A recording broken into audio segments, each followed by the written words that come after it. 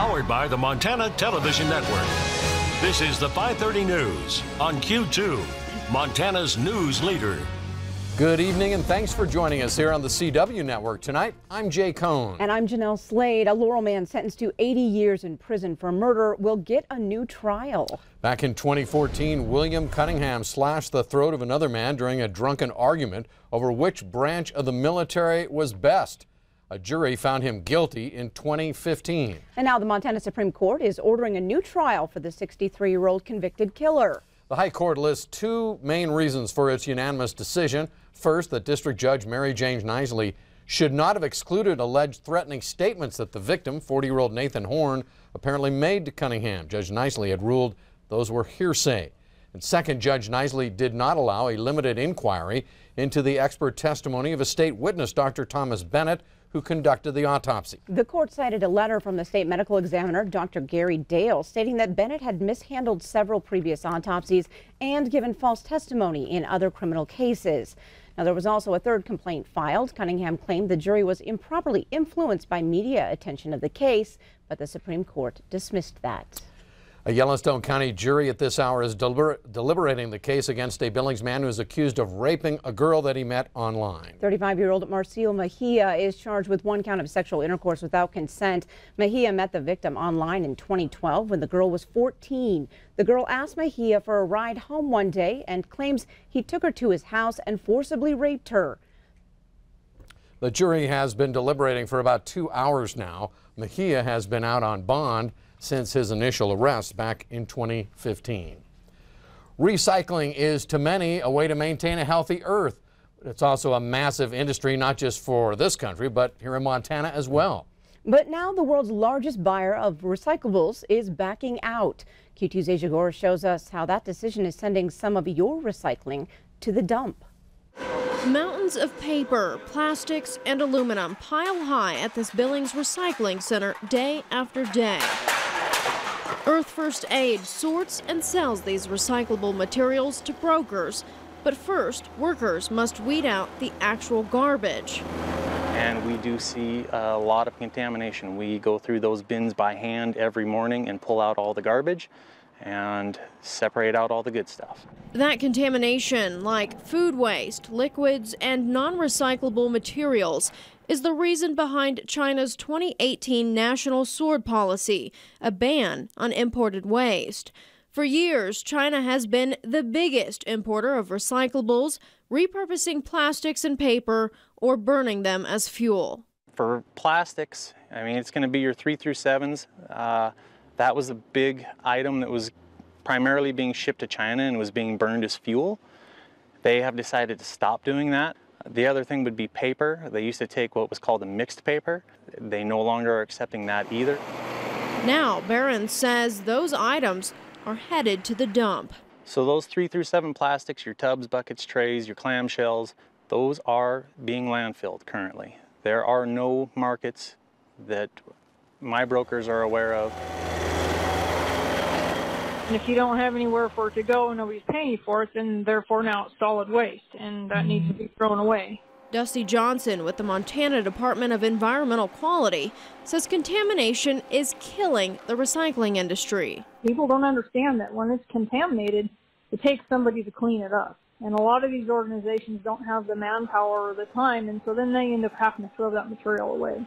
Barron says because there aren't many domestic markets with this kind of demand, China's decision has pulled the rug out from under U.S. recycling. It's kind of sent shockwaves through our industry. It's really backed up the local domestic mills. All this material that used to go to China is now stopped at the coast, essentially, and now floods back into all these domestic markets, and it has nowhere to go. Drives the price down, drives the demand down, and makes it really tough on us smaller guys. Barron's brokers tell him these are the darkest times for recycling in decades. U.S. recyclers are looking for alternative foreign markets, but Braves and Johnson know contamination will impact those agreements down the road if something doesn't change. Asia's joining us here on set now. So what should we do? Just give up on recycling? What's the message here? Well, no, but if you're going to recycle, then make sure you're recycling correctly. So some things that you should know, check in with your recycling program and make sure that the things that you believe are recyclable are actually part of that program.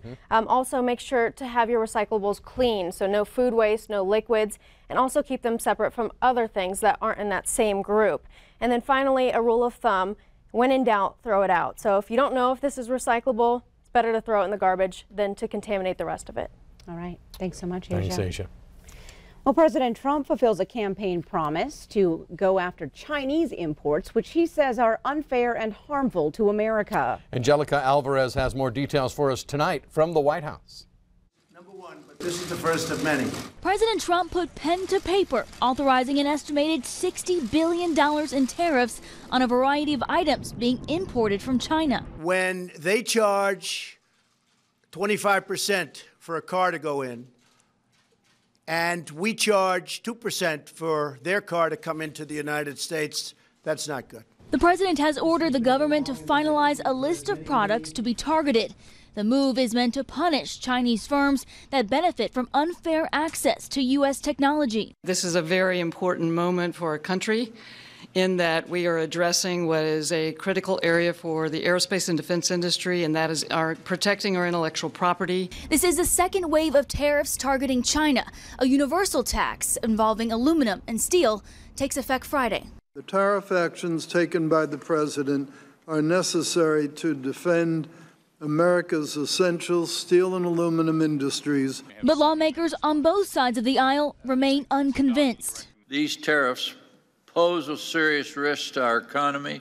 They could trigger a trade war, and they may damage our relations with key allies. Agriculture and ag products are always the tip of the spear in any type of retaliatory action. China is likely to respond with new tariffs of its own. China's foreign ministry specifically mentioned airplanes and soybeans as two areas that could be targeted.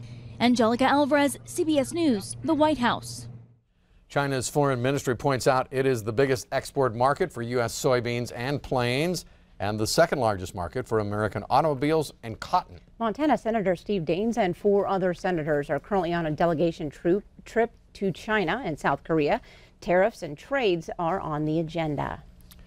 After further review, the Montana Coal Board has voted to restore a $500,000 grant that would help fund MSUB's new science building. If you recall, back in February, the MSU Billings Foundation was told the Coal Board's grant was awarded in error and was being withdrawn. The reason, the board's legal counsel had determined MSUB did not meet the qualifications as a state agency and therefore was not eligible for the grant. But this morning, on a vote of 6-1, the board reconsidered and approved the grant. That vote coming after the foundation was able to partner with Big Sky Economic Development, which will serve as the local government authority acting on the university's behalf. MSUB's science building was built back in 1947, known as the Yellowstone Science and Allied Health Building. The remodeling project will allow the college to incorporate its science and allied health programs, curriculum, and technology. So far, the foundation has raised $3.5 million of the $5 million needed to start construction. That $5 million will then allow MSUB to access another $10 million from the state. The Montana Green Party has qualified for the ballot in this year's elections, and for the first time in state history, it also has a contested primary in June. That one contested race for U.S. Senate means some unexpected costs and an unusual wrinkle. MTN's Mike Dennison explains. 2 men have filed to run for U.S. Senate under the Green Party banner in Montana this year. Steve Kelly and Tim Adams, both from Bozeman. Green Party voters will choose which one to nominate in the June 5th primary election. But because Montana has open primaries, every county will have to print the same number of Green Party ballots as they do Democrat and Republican ballots, several 100,000 statewide. Everyone voting will get all 3 ballots via absentee or in person and must choose in which party primary to vote, and then return the other 2 unused ballots. In Montana's 6 most populous counties alone, the extra printing cost is at least $130,000. The Green Party ballot has the one contested race, U.S. Senate, and in most other races, no candidate. But here's the wrinkle.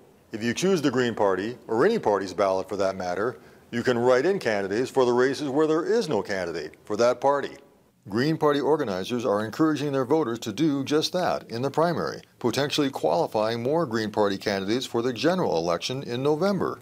For write-ins to qualify, they need only to get 5% of the vote of the office's winning candidate total in 2016. For some state House districts, that threshold could be as low as 100 votes, and the Green Party write-in would be on the general election ballot. However, if you pick the Green Party ballot in the primary, you can't vote in any other contested Republican or Democratic primary race. Confused? Don't be. Come election time in a couple of months, just pick your party ballot of choice and vote.